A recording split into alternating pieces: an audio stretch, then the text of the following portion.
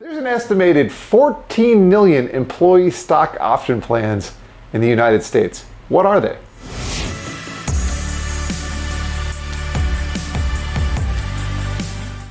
I'm Bob DePasquale from Initiate Impact Virtual Family Offices, and today we'll be talking about ESOPs, or Employee Stock Option Plans. An employee stock option plan is a retirement plan that a C or S corporation can offer to its employees. The plans generally include company stock that's offered to its employees, and it's held in trust for them. So let's go over some rules. The first one is vesting schedules. They typically have either a cliff vesting schedule or a graded vesting schedule. In a cliff vesting schedule, for the first 5 years, you have 0% ownership in the plan. But after that 5th year, you suddenly have a cliff where you have 100% ownership of your shares. And then in a graded vesting schedule, it's usually gradual. So over time, and if it was 5 years, it would be 20% per year in an equally graded vesting schedule.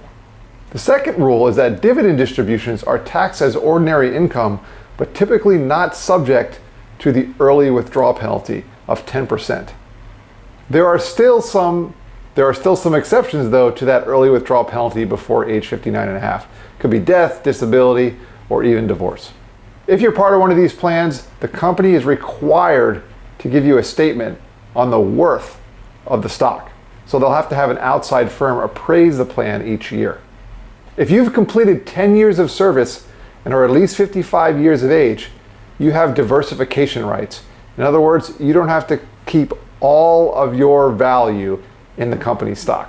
At the point you're eligible, you can diversify up to 25% per year, and that's 50% when you've reached age 60. Distribution from the plan will commence at retirement age, which is typically age 65 or 5 years in, whichever is later. There are 3 benefits to ESOPs that I'd like to highlight. The first one is the lack of tax on contributions. This is a great benefit in these type of plans.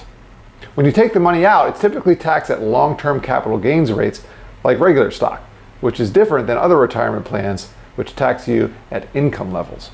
The second benefit is that you're an owner of the company. You own stock, so you likely have the ability to affect company decision making. And number 3 is not even actually related to the ESOP itself. It's that a lot of these organizations also have a 401k plan, so you can increase your retirement savings outside of the special stock plan. And lastly, there's 2 drawbacks I'd like to point out. Number 1 was alluded to earlier in the diversification. If this is your only savings vehicle, then you're going to be heavily vested in one organization. And number 2, you'll be rooting for the company to grow, but as it grows and new employees are added to the plan, you'll own less and less a percentage of the organization. Now this is just a brief explanation of ESOPs, some of the benefits and some of the drawbacks. You'll definitely want to address professional advice related to these plans. This is not something that you want to mess around with because it could be a large chunk of your retirement savings and the rules can get quite complex. I'm Bob DePasquale from Initiate Impact Virtual Family Offices, wishing you a great retirement someday, but also a generous rest of your week.